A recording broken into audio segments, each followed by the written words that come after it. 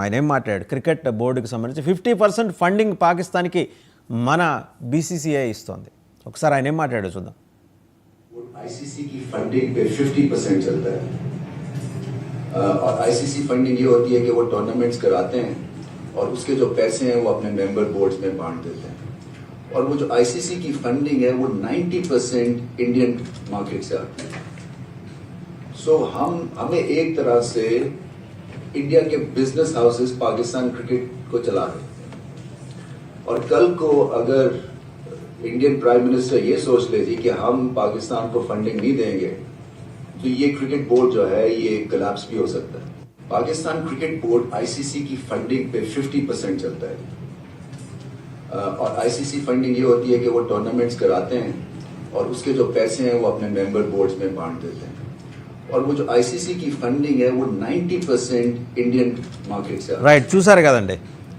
ఇప్పుడు ఈ ఫండింగ్ ఆపేస్తే వాళ్ళకి దిక్కు దివాణం కనీసం దాన్ని ఏమంటారు వాళ్ళ కిట్స్ కూడా కొనుక్కోలేని పరిస్థితి. ఇప్పటికే ఆ దేశం బార్డర్లోకి ఆర్మీ వెహికల్స్ని యుద్ధ ట్యాంకులు నడపాలంటే పెట్రోల్ లేదు, గ్యాస్ లేదు, గ్యాస్ రిజర్వ్స్ 20% పడిపోయినాయి, ఆయిల్ రిజర్వ్స్ 80% పడిపోయినాయి.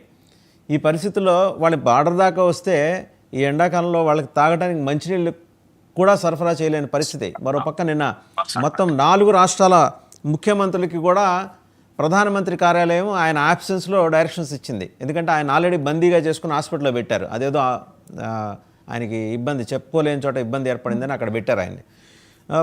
ఆర్మీ చీఫ్ ఎక్కడా కనిపించట్లా.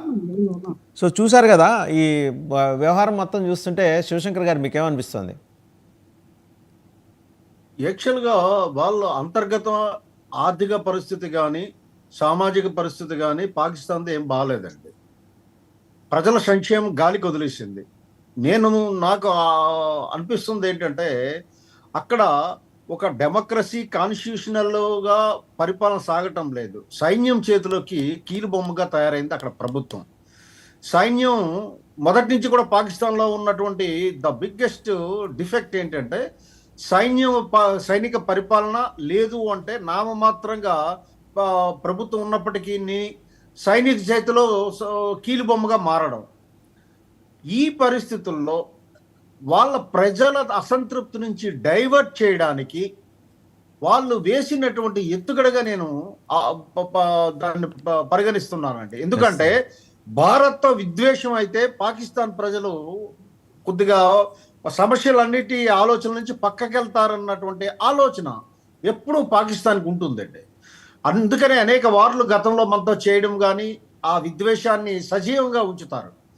సో ప్రజలను దీన్ని దృష్టిని మళ్లించడానికి ఈ రకమైనటువంటి ఎత్తుగడలు వేయడం ఒకటోది. రెండవది ఏంటంటే జమ్మూ కాశ్మీర్లో పరిస్థితులు సాధారణ స్థితికి రావడం వాళ్ళకి ఎంత మాత్రం ఇష్టం లేదు. ఎందుకంటే అక్కడ స్థానిక ప్రజల మద్దతు కోల్పోబోతున్నారు. ఇప్పటికే అక్కడ ఆర్థిక యాక్టివిటీ బాగా డెవలప్ అయ్యింది. డెవలప్ అయ్యాక ఎవరు కూడా వాళ్ళని సమర్థించే స్థితిలో లేరు. ఇది కూడా ఒక రకంగా టెర్రరిజానికి ఒక పెను విఘాతం ఏర్పడుతుంది. దానివల్ల ఈ లష్కరే తోయిబాలు కానీ ఈ జైషే మహమ్మద్ కానీ ఇంకొకటి ఏంటంటే ఇది ఏదో ఆకతాయంగా జరిగిన ఇన్సిడెంట్ కాదు వాసుదేవన్ గారు. చాలా వ్యూహాత్మకంగా గతంలో ఉర్దూ పేర్లు ఉన్నటువంటి ఆర్గనైజేషన్స్కి బదులుగా ఇప్పుడు రెసిస్టెంట్ ఫ్రంట్ అని ఇంగ్లీష్ పేర్లతో వీళ్ళు ఒక 4 లష్కరే తోయిబా జైషే అహ్మద్ 4 సంస్థలను ఏర్పాటు చేశారు. ఇంగ్లీష్ పేర్లతో ఉండేటట్టయితే ఇక్కడ పాకిస్తాన్ మీద ఉన్నటువంటి నెగటివ్ థాట్ తీవ్రత తగ్గుతుంది అనేటువంటి ఆలోచన కుట్ర ఇక్కడ మనకు కనిపిస్తుంది.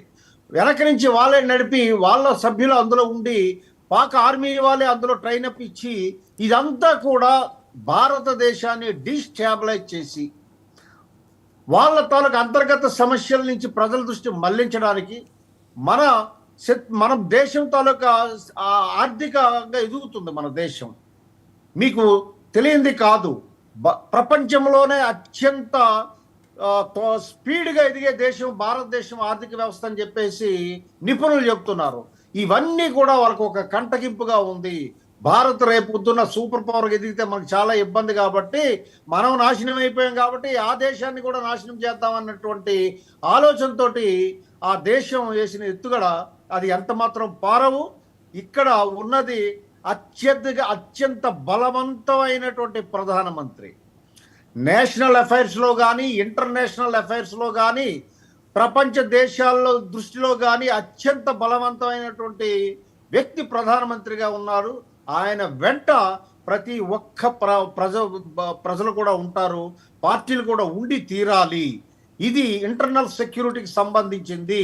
ఇది ఒక రకంగా పాకిస్తాన్ మన మీద చేసిన దాడిగా పరిగణించాలి. పహల్గావ్ సంఘటనని దాడిగా పరిగణించి తీవ్ర చర్యలు తీసుకోవాల్సిందిగా నేను మీ ద్వారా భారత ప్రధాని గారిని కోరుతున్నాను. రైట్, మనతో పాటు సార్ శివశంకర్ గారు మనతో పాటు జాయిన్ అయ్యారు. వైసీపీ నాయకులు, మాజీ కార్పొరేషన్ చైర్మన్ కాకుమాన్ రాజశేఖర్ గారు నమస్కారం. అలాగే టీడీపీ రాష్ట్ర అధికార ప్రతినిధి విద్యాసాగర్ గారికి కూడా నమస్కారం. రాజశేఖర్ గారి దగ్గరికి వెళ్లే ముందు